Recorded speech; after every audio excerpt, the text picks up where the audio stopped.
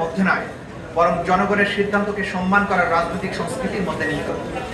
2026 সালের যে গণভোটটি অনুষ্ঠিত হয় সেটি ছিল বাংলাদেশের সকল রাজনৈতিক দলের ঐক্যমত্যের ভিত্তিতে স্বাক্ষরিত জুলাই সনদের প্রতিশ্রুতির একটি বাস্তবায়ন। গণভোটে যে সমস্ত প্রশ্নে বাংলাদেশের নাগরিকদের মতামত গ্রহণ করা হয়েছিল সেগুলো হচ্ছে, আপনি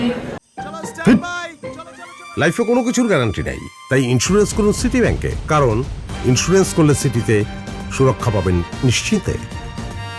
জুলাই জাতীয় সনদ সংবিধান সংস্কার বাস্তবায়ন আদেশ 2025 এবং জুলাই জাতীয় সনদে লিপিবদ্ধ সংবিধান সংস্কার সম্পর্কিত নিম্নলিখিত প্রস্তাব সমূহের প্রতি আপনার সম্মতি জ্ঞাপন করেন কিনা। প্রশ্নগুলো ছিল, নির্বাচনকালীন তত্ত্বাবধায়ক সরকার, নির্বাচন কমিশন এবং অন্যান্য সাংবিধানিক প্রতিষ্ঠান জুলাই সনদে বর্ণিত প্রক্রিয়ার আলোকে গঠন করা হবে। এটা ছিল নাম্বার 1।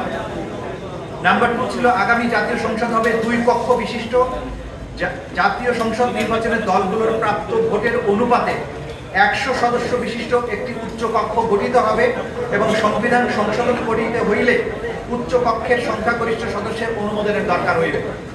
3 নম্বর ছিল, সংসদের নারী প্রতিনিধি বৃদ্ধি, বিরোধী দল হতে ডেপুটি স্পিকার, সংসদীয় কমিটির সভাপতি নির্বাচন, মৌলিক অধিকার, বিচার বিভাগের স্বাধীনতা, স্থানীয় সরকার, প্রধানমন্ত্রীর মেয়াদ, রাষ্ট্রপতির ক্ষমতা সহ তফসিলে বর্ণিত যে 30টি বিষয়ে জুলাই জাতীয় সনদে ঐক্যমত্য হয়েছে সেগুলো বাস্তবায়নের আগামী সংসদ নির্বাচনে বিজয়ী রাজনৈতিক দলগুলো বাধ্য থাকবে। 4 নম্বর ছিল, জুলাই জাতীয় সনদে বর্ণিত অপরাপর সংস্কার রাজনৈতিক দলগুলোর প্রতিশ্রুতি অনুযায়ী বাস্তবায়িত হবে।